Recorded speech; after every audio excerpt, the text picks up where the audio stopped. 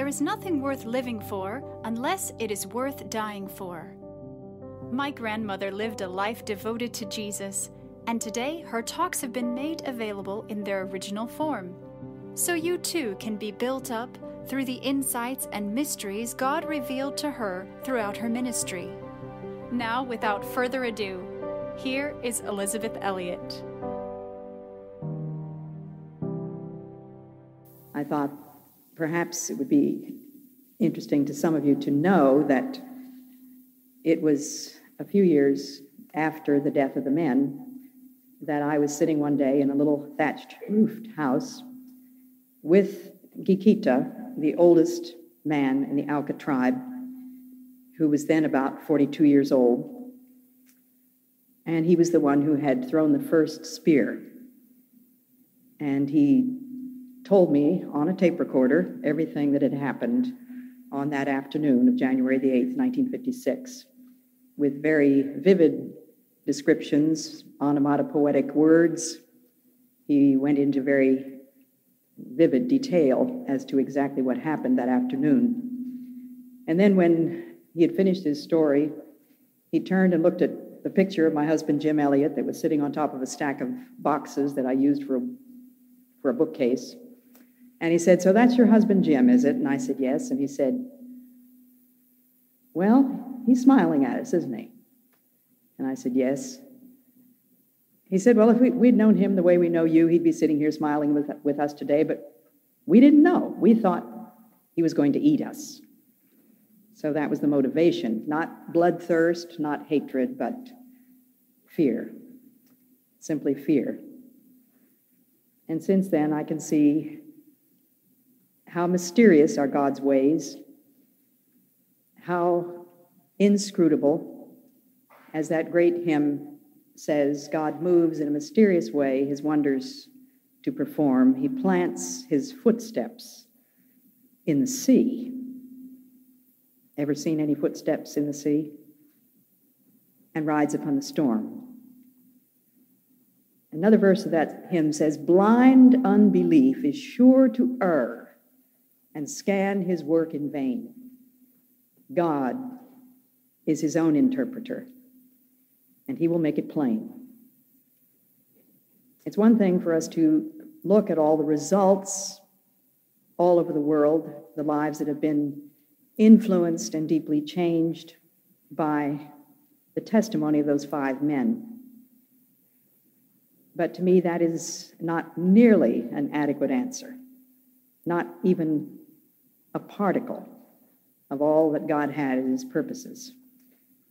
And of course, the fact is, it's none of our business what God is up to. He's constantly saying to you and me, will you trust me? Will you love me? Will you praise me? Will you do what I say? I'm very thankful for the theme that has been chosen for this conference, for such a time as this. It was God's choice to put you and me in exactly the point in history in which he has placed us. Now, as it's very obvious, I'm an old lady, and there are a whole lot of young ladies here tonight, and people of all ages. Well, it was not my idea to be born in 1926. It was God's idea. And so it is with joy and gladness that I accept the fact that I am old. I'm not one of those people that says, well, we're all getting older. Well, we've been doing that ever since we were born, haven't we? Some of us have already gotten old. So I'm thankful for that. And I see it as another segment of the will of God in my life. I have 3 titles for my talks. This evening's talk is A Royal Position. There are 3 things that characterize a godly woman: a royal position, a measured portion, and a simplified life. Those are among the things which characterize a godly woman, a joyful woman. There are many others, of course, that we could think of, but those are the 3 which fit very neatly under this overall theme for such a time as this. And you know that verse, those words come from a verse in the book of Esther, that wonderful story, beautiful story, the only book in the Bible in which God's name is never mentioned, but God stands behind every verse. And I think of the sovereign God who put each person in that story in a particular position which fit exactly into his sovereign plan. King Xerxes was the ruler of 127 provinces from India to the Upper Nile region, quite a stretch. So there's the who. The when of this story was the third year of his reign. The what was a banquet. He had been displaying his splendors for 180 days to various prominent people, and then gave a feast which lasted 7 days. The where was in the enclosed garden of the royal palace, where there was unlimited drinking, and during which Queen Vashti gave a banquet for the women. The king, who was slightly in his cups, as we might say, or to be more crude, perhaps sloshed, gave the command for his wife to appear because she was a very beautiful woman. He wanted to show her off. And as you've read the story, you know that Queen Vashti defied the king. She was not a submissive wife, and she did not come. And so she was banished from then on from his presence because she was setting a very bad example for all the women of the realm. They would then be encouraged and even validated in disobeying their husbands. And so then it was that there was a man in that kingdom named Mordecai who had been exiled from Jerusalem by Nebuchadnezzar. And he was related to this beautiful woman, Esther, who pleased the king and became the queen. One of the characteristics of Esther, which I think is a very, very rare characteristic for us women, she asked for nothing. I wonder how many of us could characterize ourselves as contented women who have everything that we'd ever want. When the king asked what she would like, she asked for nothing. She was contented. The story reveals that she was a very pleasant person as well as being beautiful. She was obedient to Mordecai, who had become like a father to her and became her protector. And when Haman's plot was revealed, Mordecai's directions were obeyed by Esther. And in Esther chapter 4, verse 14, we have those words from Mordecai. When Esther's words were reported to Mordecai, he sent back this answer: "Do not think that because you are in the king's house, you alone of all the Jews will escape. For if you remain silent at this time, relief and deliverance for the Jews will arise from another place. But you and your father's family will perish. And who knows but that you have come to royal position for such a time as this." Mordecai's faith envisioned that possibility that she had come to royal position for such a time as this to save her people. He couldn't be sure. He said, "Who knows?" But that was a possibility, and it was the shred of hope that they hung on to. Esther was a woman not only of submissiveness and obedience and pleasant personality and contentment, but she was a woman of courage. And Esther sent this reply to Mordecai: "Go, gather together all the Jews who are in Susa and fast for me. Do not eat or drink for 3 days, night or day. I and my maids will fast as you do. When this is done, I will go to the king, even though it is against the law. And if I perish, I perish." That, of course, was the attitude of the 5 men whose story you've just seen dramatized. They knew very well what the possibilities were. We knew the reputation of these Indians. We knew that nobody had ever gone in there and come out alive. Lots of people had gone in looking for oil and rubber and gold. But it was as simple as Nate's statement that Christ had commanded that we go into all the world and preach the gospel. And we knew the history of Christian missions. I was raised on missionary books and missionary slides and missionary lectures and missionary guests in our home. My parents were missionaries. We read endless missionary stories. So there was nothing unusual or singular about a missionary's losing his life in the service of the Lord. These men were expendable. And although it's very unlikely that God is going to call you or me to do anything very heroic, each of us has come to the kingdom for such a time as this.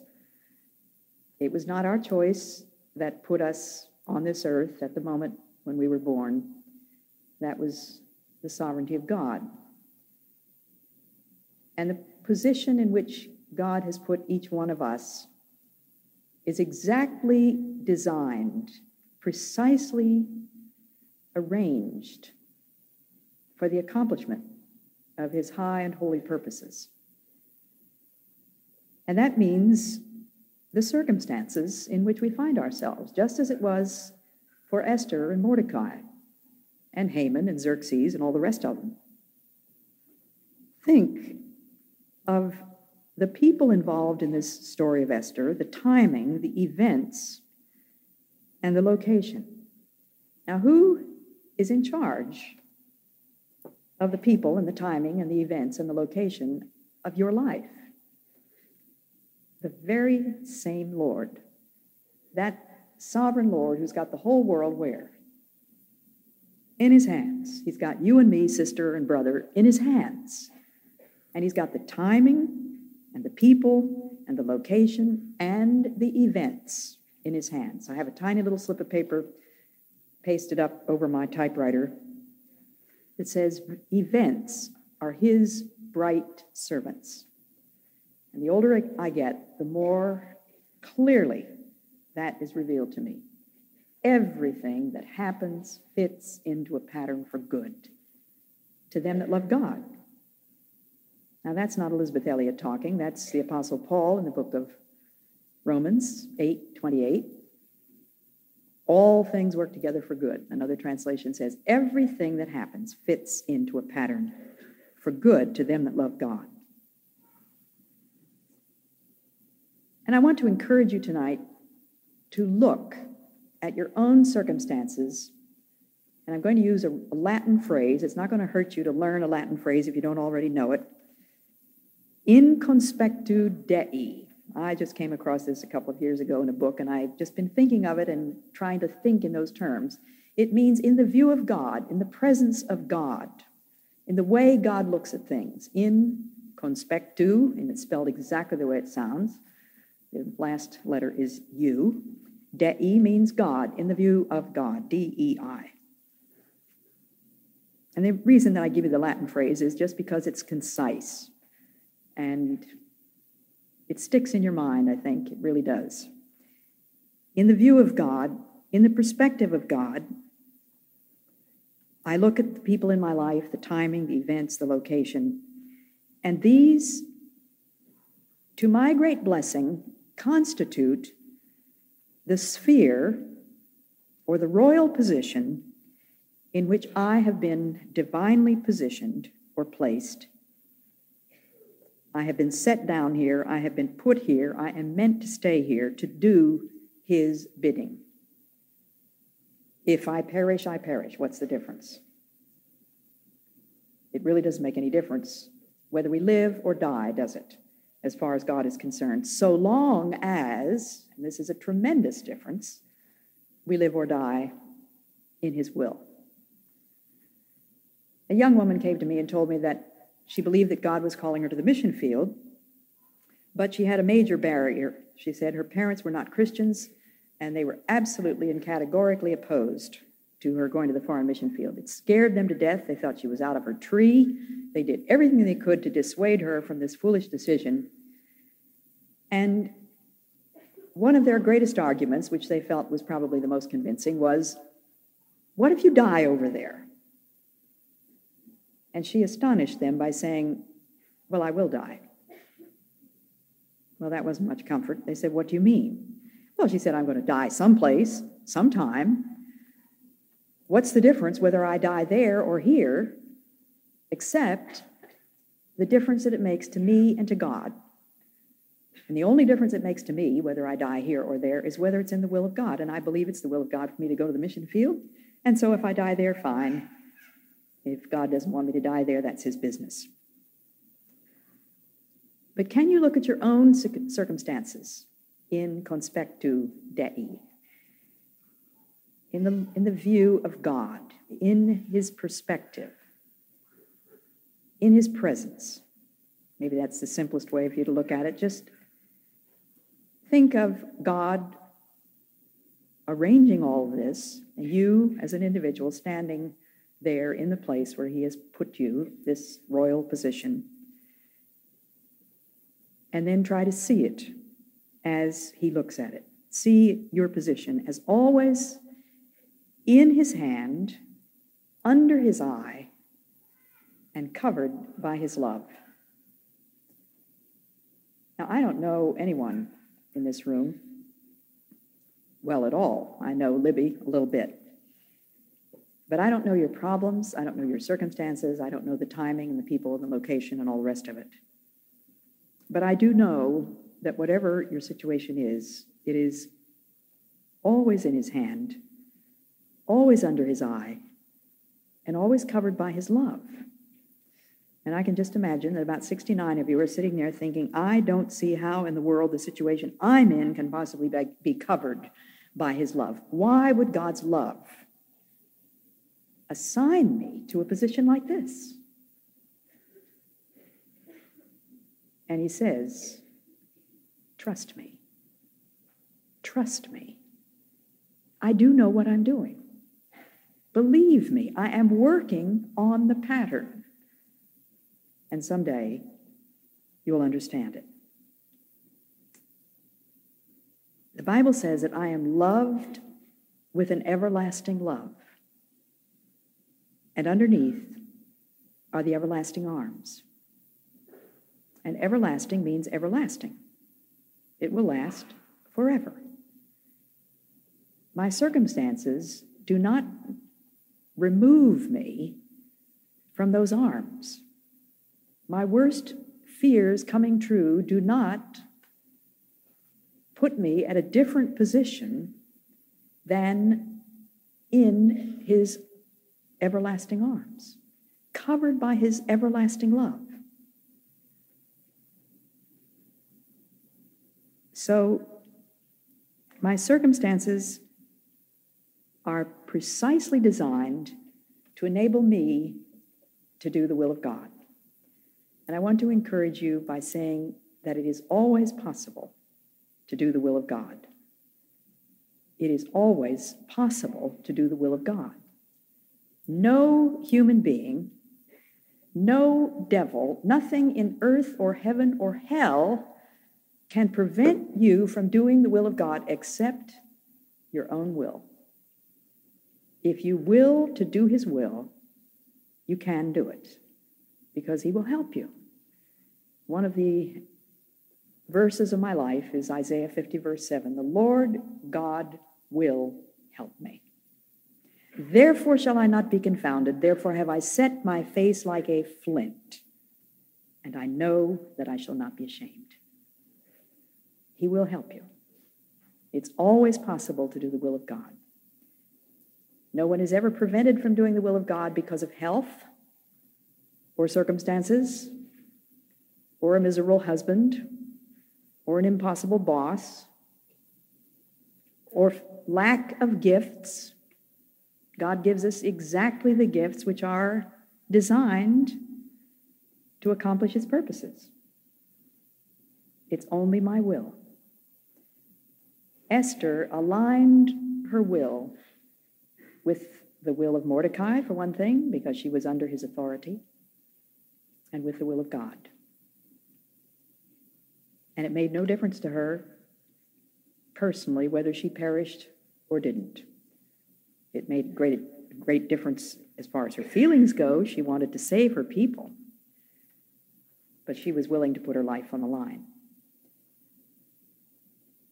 So it's not going to be heroics that God gives us. It's the willingness to put our lives at his disposal, to be expendable for God, to be broken bread and poured out wine.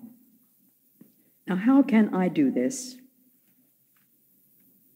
Let's think about Christ in me. I see that there are a number of people with notebooks and pens busily going, so let me help you with your outline here. Point 1 was circumstances, and point 2 is Christ within me, Christ around me, Christ behind me, Christ before me, Christ in me.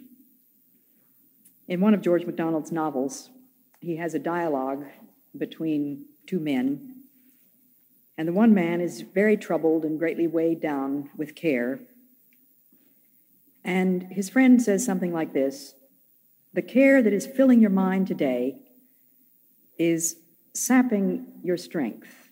It is diverting your energies from doing the one thing that God wants you to do, the one thing required of you." And his friend says, "There is nothing required of me at this moment." And the other man says, "Yes, there is." His friend replies, "Pray, what is that?" "The greatest thing that can be required of any man."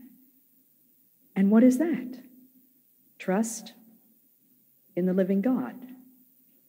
"Oh, but I do trust him in affairs of the Spirit." "Ah," says his friend, "everything is an affair of the Spirit." I remember coming across that. It was like a brilliant light went on in my mind. This was many, many years ago, and I can remember copying it down on a little slip of paper. And one day when my father was expressing some of his worries, I gave him that little slip of paper. My father and my mother both were born worriers. It goes without saying, all of us were born worriers. We came from a long line of champions on both sides. But I saw the grace of God working in the lives of both of my parents, and I certainly trust that the grace of God is at work in me in delivering me from worry and anxiety. And my father took that little slip of paper and he put it in his wallet and he kept it until he died. And he told me that he often took it out and looked at it. Everything is an affair of the Spirit.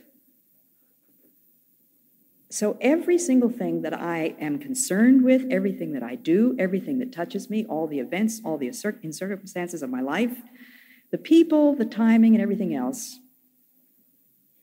it affects me, but in me lives Christ.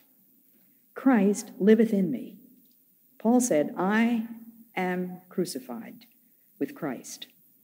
Nevertheless, not I, but Christ liveth in me. In the life which I now live in the flesh, I live by the faith of the Son of God, who loved me and gave himself for me." It's not I, but Christ. It's just as though even the Apostle Paul, with that brilliant incandescent intellect, was at a loss to explain this mystery. He doesn't explain it, he simply states it and goes back and forth. "I am crucified, nevertheless I live, yet not I, but Christ liveth in me, and the life which I live by the faith of the Son of God." It is a mystery. And don't please come and ask me afterwards, but how can I understand this Christ in me concept? I don't understand it. But that is my hope of glory, Christ in me, the hope of glory.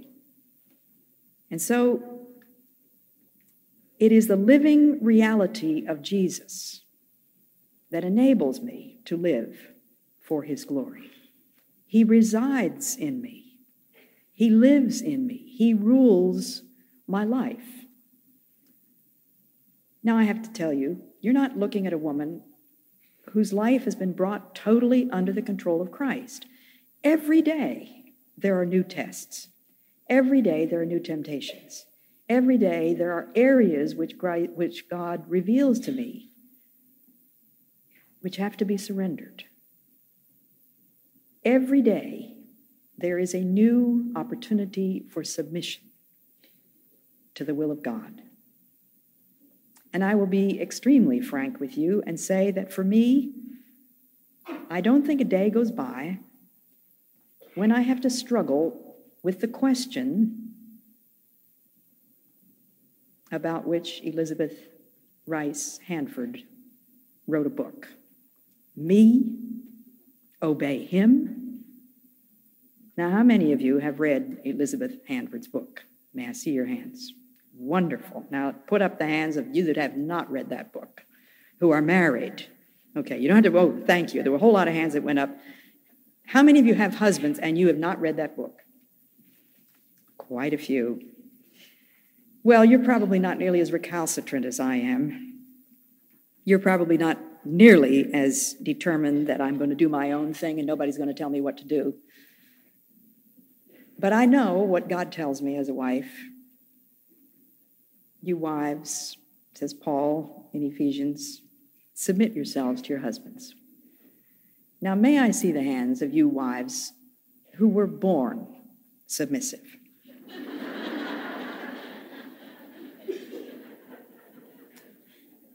And I'll tell you the truth, when I saw in a magazine years ago that Elizabeth Hanford had written a book called Me, Obey Him, I thought, I know that man she married, not very well, but I knew Wally. We used to call him Wally then. I guess that would be very disrespectful now. He was Walt Hanford. But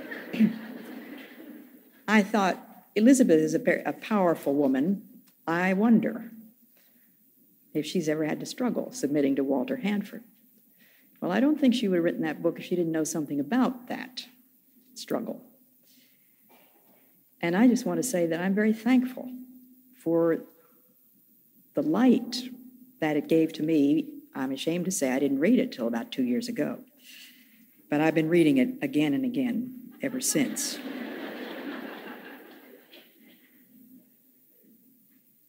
And it's one of the areas of obedience. If Christ is going to be totally revealed in me and in control of my life, I must be obedient. And that brings me to my third point, but we're not there yet, so I'm jumping the gun a bit. Christ in me, the hope of glory. I hope that he is changing me, transfiguring me, transforming me into that image day by day. And when I think I've learned it, then there's another corner that is revealed to me, another little place where I have not submitted.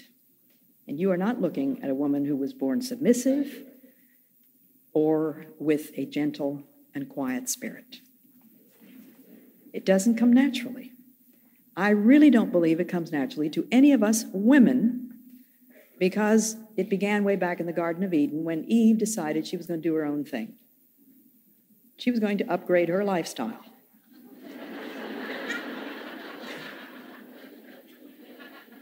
And she was taking the attitude, which is so natural to most of us, nobody is going to tell me what to do. I am my own person. It is my life, and it is my body. And the world is telling us this insistently and shrilly and inescapably every day, coming at us, just bombarding us with this bilge, this garbage, this nonsense. It's your life, it's your body, you can do anything you want with it. My Bible says, you are not your own. You were bought with a price. Therefore, glorify God in your body. You've only got one body in which to glorify him and one life.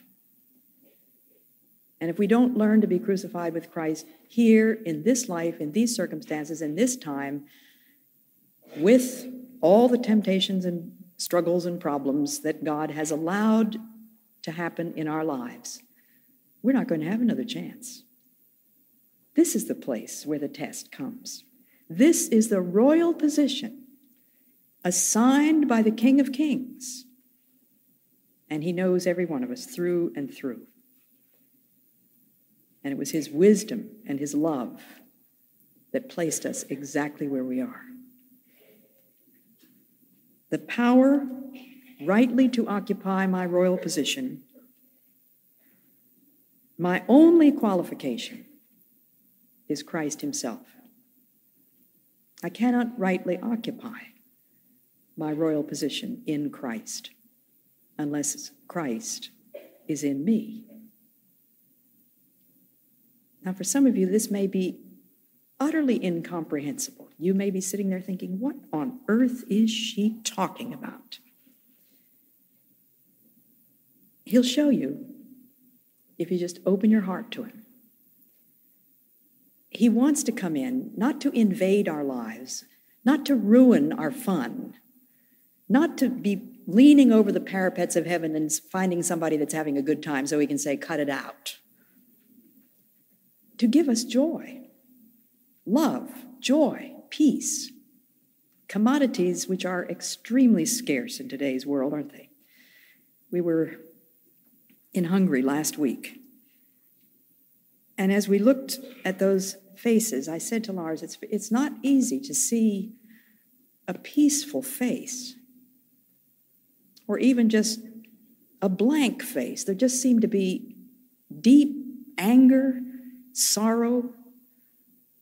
And then yesterday we were in New York City. It was the same story. Very, very rare, isn't it, to see a peaceful face, a face filled with joy or love or hope. But that comes from Christ living in us. Christ liveth in me. And the life which I live in the flesh, I live by the faith of the Son of God. It's Christ in me, his life, his work in me, in my relationships, in my time.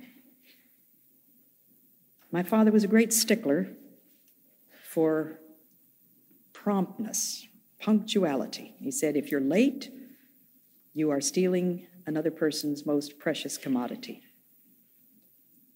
Is there anybody here that feels as though you have enough time to do all the things that you want to do, or that you feel that you ought to do even? God has given us exactly the measure which is necessary to do his will. Christ at work in the timing of my life, in the events of my life, in the location of my life, in my weakness. Paul had to have the experience of weakness, that thorn in his flesh, in order to learn that Christ's strength is made perfect in weakness. Most gladly, therefore, he said, will I glory in my infirmities. Rejoice in this weakness in order that the power of Christ may rest upon me. That the power of Christ may rest upon me. And if you will stop and think about the people who have been the deepest influence in your spiritual life, I think that we could practically guarantee that in every single case, they are people who have suffered, people with weaknesses, people who have known failure, people who have been through horrible experiences that you and I can't even imagine, and very likely things that they don't talk about. But you would find, if you delved a little bit, that those who suffer most have most to give. For the power of Christ is made perfect in weakness. The power of Christ rests upon that one who accepts the thorn, accepts the weakness. Now, all of these things lead to faith and obedience. The third thing that you can put down in your notebook. And let me read from 1 Peter 2, verse 9. You are a chosen people, a royal priesthood, a holy nation, a people belonging to God, that you may declare the praises of him who called you out of darkness into his wonderful light. Isn't that wonderful? Or what?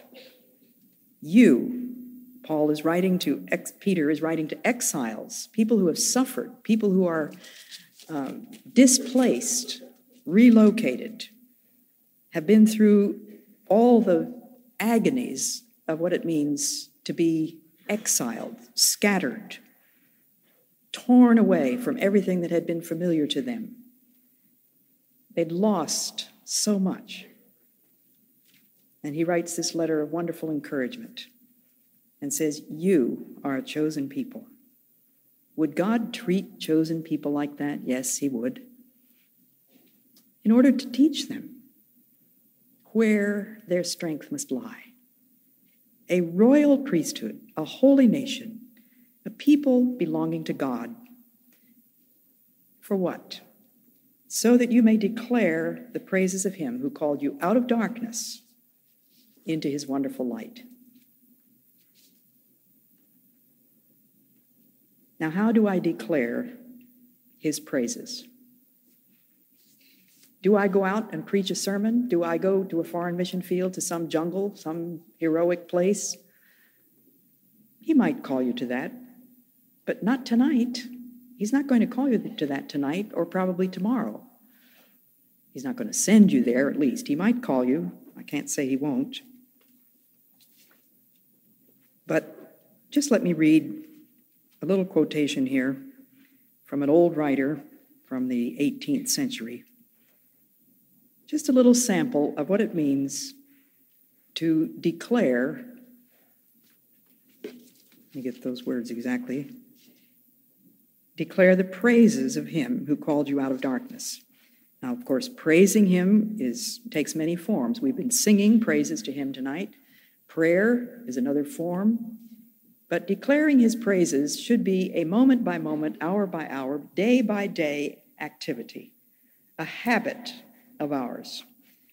What do you do in life? Listen to what this writer says. Set yourself steadfastly to those duties which have the least attractive exterior. It matters not whether God's holy will be fulfilled in great or small matters. Be patient with yourself and your own failings. Never be in a hurry, and do not yield to longings after that which is impossible. And there's a word for us women. I get lots of mail. So much of it is full of unfulfilled longings. And my heart goes out to the writers of those letters, because it's so obvious in so many that they don't know that in acceptance lies peace. In acceptance of God's no to that longing. In receiving with thanksgiving what we do have, rather than complaining about what we don't have. And spending our whole lives wishing away things which God has assigned to us. So I love this. Do not yield to longings after that which is impossible.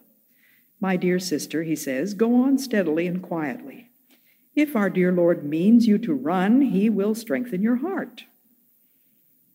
Always begin by doing that which costs the most, unless the easier duty is a pressing one. Examine, classify, and determine at night the work of the morrow. Arrange things in the order of their importance and act accordingly. That's very down-to-earth, very practical advice. But we must learn in the small ways, the hidden ways that nobody else sees, to declare his praise through faith and obedience. We can't see how our circumstances fit into the plan of God. I was just reading some of the mail today as we were flying from Boston to Atlanta. And one of the letters was from a lady who told me a terrible story of her husband's having had his truck demolished by a big semi, and her husband had weeks and weeks in the hospital and many broken bones and all sorts of internal injuries. And she asked me the question that comes in every mail. I don't see how God could possibly have had anything to do with this. How can this fit into a pattern for good? How could this possibly be Romans 8:28? Everything that happens fits into a pattern for good. But what can I tell her? Do you think I can write back and say, I can tell you exactly how it fits? I don't know how it fits. I only know that it fits. And that's what we have to remember. Who's in charge? Who's got the whole world in his hands? Who was working through Esther? Who put her in that royal position? Who gave her the strength, the grace, the courage to do what Esther had to do at that particular moment in history? The Lord who loves you. The Lord who allowed that to happen to your husband. The Lord who allowed 5 men to be speared to death, 9 children to be fatherless, hundreds of Indians to be without the missionary that had been there before. God moves according to a tremendous, incomprehensible, invisible pattern, which someday you and I will see. Who knows but what you have come to the kingdom for such a time as this? Will you trust him? Will you do what he says? You are a royal priesthood, a holy nation.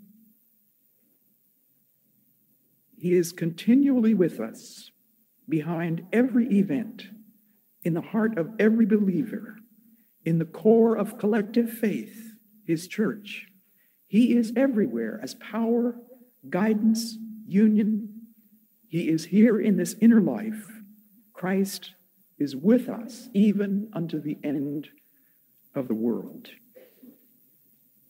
The spiritual man, the spiritual woman, inhabits a different sphere. We live in a visible world, a tangible world. But everything that happens here is interpreted in terms of an invisible world and an intangible world.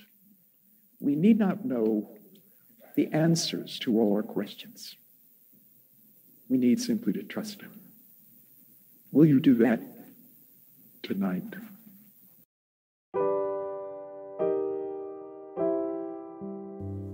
I pray you've been encouraged and inspired by what you've heard today, and will keep joining us here and on social media for My Granny's inspiration.